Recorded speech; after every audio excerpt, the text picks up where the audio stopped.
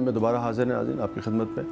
और पहले हमने बात की मोहम्मद बूटा साहब की बच्चियों से, सुफियाना से हमने बात की और बच्चियों के हवाले से बात हुई। अब हम मोहम्मद बूटा साहब की जो बेवा हैं उनसे हम बात करेंगे कि बूटा साहब की शख्सियत कैसी थी और क्या मसाइल का सामना है इनको, इनकी फैमिली को बूटा साहब के शहीद हो जाने के बाद।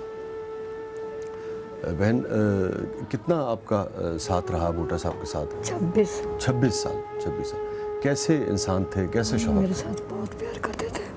आपसे बहुत ख्याल रखते थे? बहुत ख्याल करते। मैं ही बीमार रहती थी ना, हर वक्त मेरा ऑपरेशन हुआ था तो उससे बीमार है, ऑपरेशन के बाद और ही ज़्यादा मेरा ख्याल करने लगे। ज़्यादा ख्याल करने लगे? जी, कहते हैं वैसा करते हैं कि 2 बेटियां ना, इसकी ना तुम शादी कर जो, तुम मैं जाता हूँ काम पे, मुझे तुम्हारी फिक्र होती है। जब मैं आता हूँ उस वक्त बेहोश ही पड़ी होती दवाई खाकर, जब मैं जाता हूँ उस वक्त भी ऐसे ही होती हो तुम।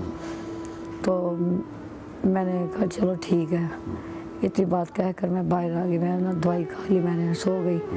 ये बच्ची से खाना बनवाया और खाया, खा के ना 3:30 बजे तो बाज़ार हम चले गए क्योंकि उनके कपड़े नहीं थे। वो कह रहे थे कि कपड़े लेने हैं मैंने, और वो बच्ची की वर्दी नहीं है, उसकी वर्दी लेनी है।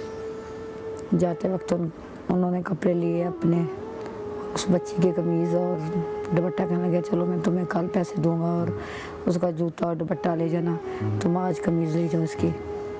मैंने कहा ठीक। उनके बाद उन्होंने दूध लेके दिया बच्चे इसका, छोटे बच्चे का, और घर का वो थोड़ा बहुत सामान लेके दिया, तुम घर चली जाओ लेके। वो मैं घर लेके आ गई। वो मेरा भांजा है, उसी का ही फ़ोन आया मुझे। मैंने कहा क्या हुआ? कहता उधर धमाका हुआ है। तो उनकी मैयत किस वक्त आई है घर? 3 का टाइम होगा रात। जी, मेरा या 3 का या 4 का, यही टाइम है। रेलवे हुकाम ने जो आपसे वादे किए थे कि बेटे को आपके नौकरी देंगे, कोई वादा पूरा हुआ? जी अभी तक तो नहीं हुआ। नाज़रीन, आपने मोहम्मद बूटा साहब की बेगम साहबा की जो बेवा हैं उनकी गुफ्तगू सुनी। और नाज़रीन, जो रुपया है, जो पैसा है, जो माली इमदाद है, वो किसी भी तरीके से जाने वाले की, या जो घर का सरबराह चला जाता है, जो प्यारे चले जाते हैं, उनका नेमुल बदल नहीं हो सकती है। लेकिन हम देखते हैं कि इस सिलसिले में हुकाम और जो रेलवे वाले हैं वो क्या कर सकते हैं। हम चलते हैं divisional commercial officer Pakistan railway Tariq Sibra साहब के पास, उनसे हमने गुफ्तगू की है, देखते हैं वो क्या कहते हैं।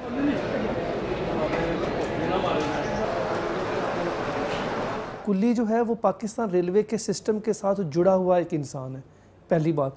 दूसरी बात ये है कि जो पॉलिसी होती है जिसमें किसी इंसान को आपने कवर करना होता है, उसमें वो मुसाफिर भी शामिल होंगे, उसमें रेलवे के साथ काम करने वाले लोग भी शामिल होंगे, या उस साहने में जो हिट होने वाले लोग, उसमें कुल्ली जो है वो रेलवे का एक हिस्सा भी है, और प्लस वो एज अ इंसान चूँकि वो हिट हुआ है और उसमें उसकी कंपनसेशन जो है वो रेलवे जो है उसको इसलिए दे रही है। हम कोशिश करेंगे कि उनके जो बच्चे को रेलवे में कहीं किसी जगह पे एडजस्ट किया जा सके, ताकि उनका वो रोज़गार का सिलसिला जो रेलवे से जुड़ा था अब बंद हो चुका है, वो दोबारा कहीं से शुरू हो सके। तारिक सिब्रा साहब की गुफ्तगू आपने सुनी। अब हम दोबारा बात करेंगे मोहम्मद बूटा साहब की बेवा से।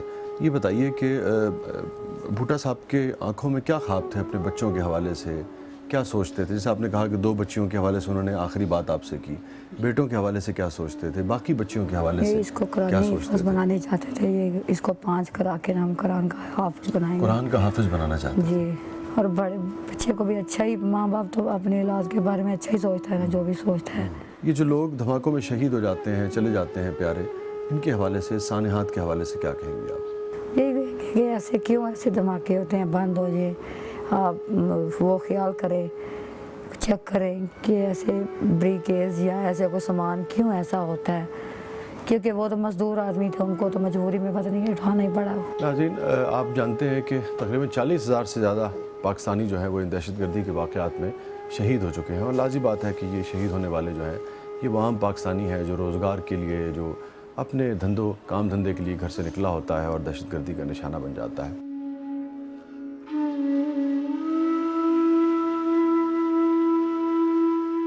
कहते हैं कि रेलवे स्टेशन पर खड़ी गाड़ी के एक डब्बे में एक लावारिस बैग मौजूद था। मोहम्मद बूटा ने जब उस बैग को देखा तो कांस्टेबल मोहम्मद इदरीस की मदद से उसे माल खाने में जमा कराने के लिए आगे बढ़ा। अभी वो चंद कदम ही चला था कि धमाका हो गया।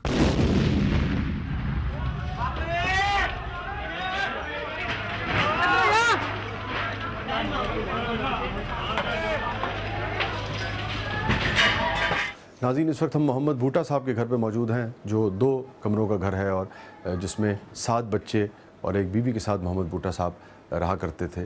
और जो रेलवे स्टेशन पर, लाहौर रेलवे स्टेशन पर वाक़या हुआ था 24 अप्रैल को, उसमें जहां भाग हुए हैं। और इस सिलसिले में देखते हैं कि divisional superintendent Pakistan railway Javed Anwar साहब क्या कहते हैं।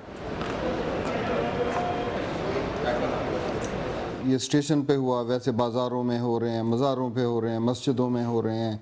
कौन सी ऐसी जगह है जो इन लोगों ने छोड़ी है?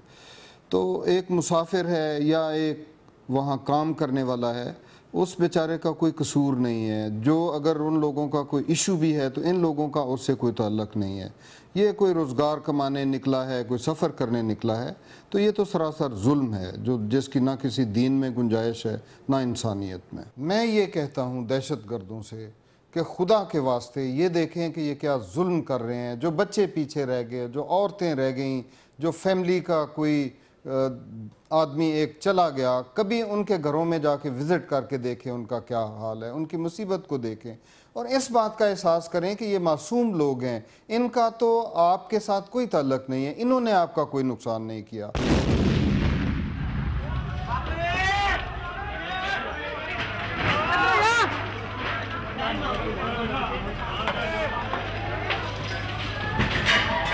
प्रोग्राम में दोबारा हाजिर है नाज़रीन। और नाज़रीन, इसमें कोई शक नहीं कि बेटा बाप बाजू होता है, लेकिन बाप भी तो बेटे के वजूद का हिस्सा होता है। और अगर वजूद का यह हिस्सा अचानक जिस्म से अलग कर दिया जाए तो बेटे पर क्या बीतती है, ये जानेंगे हम मोहम्मद भूटा साहब के साहबजादे बिलाल से। वालेकुम सलाम। बिलाल, आप बेटे थे उनके और अब बड़े हो गए थे और उनका सहारा बनने वाले थे। लाज़िम बात है कि वो बहुत सारी बातें जो बहनों से, यानी कि आपकी बहनों से, अपनी बच्चियों से और शायद बेगम से भी नहीं कर पाते होंगे, वो आपसे करते होंगे। क्या क्या बातें करते थे वो आखिरी दिनों में आपसे? पिछले 2 माह पहले उन्होंने कहा कि यार, उन्हें पढ़ाई का बहुत शौक़ था कि मैं पढ़ूँ। उन्होंने कहा पढ़ लो। मैंने कहा कि ठीक है, दोबारा मैट्रिक के इम्तिहान आएंगे तो मैं पढ़ के ना, उनकी ये ख्वाहिश थी कि मैं कोई कांस्टेबल वगैरह भर्ती हो जाऊँ। कभी उन्होंने जिक्र किया कि बेटा 5 तुम्हारी बहनें हैं, एक बहन जो है आपकी, उसका ज़हनी तवाज़ुन भी ठीक नहीं है, तो कभी जिक्र किया था कि कैसे इनकी शादियाँ होंगी? साल 6 माह के अंदर अंदर इस दफ़ा करना था, शादी भी करनी थी 2 बहनों की, कोई शादी वगैरह कर देंगे और हमारे सर से भार हल्का हो जाएगा। ये जो बहन आपकी खुसूसन जो थोड़ा सा जिनका ज़हनी तवाज़ुन ख़राब है, इनके बारे में क्या कभी उन्होंने ख़ास हिदायत की आपको, कभी कोई बात? जी, इनके बारे में वो मुझे कहते थे कि इसका ज़हनी तवाज़ुन ठीक नहीं, इसकी शादी वगैरह भी नहीं हमने नहीं करनी ना, अपनी बेटी की तरह, जैसे अपनी बेटी को रखोगे इससे ज़्यादा प्यार इसे करना। नाज़रीन, देखा आपने कि एक हादसा, एक सानहा अपने पीछे कितने आंसू, कितने आहें और कितने रिश्तों को रोता हुआ छोड़ जाता है। ये एक छोटा सा घर है जिसमें 2 कमरे हैं, मगर इसमें रोने वाले और आंसू बहाने वाले और मोहम्मद भूटा को याद करने वाले बहुत हैं।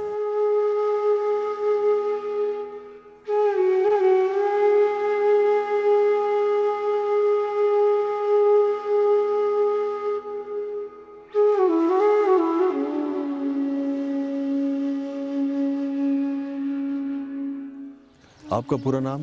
सुल्तान महमूद सर। सुल्तान महमूद। आप मोहम्मद भूटा साहब के भाई थे? बूटे भाई के छोटे भाई हैं। छोटे भाई जी। मैं 2 नंबर की गाड़ी, एक दिल की तरह नहीं जानना, फिर मैं रोज़ी तो अल्लाह देने वाला, मैं 2 नंबर से गया।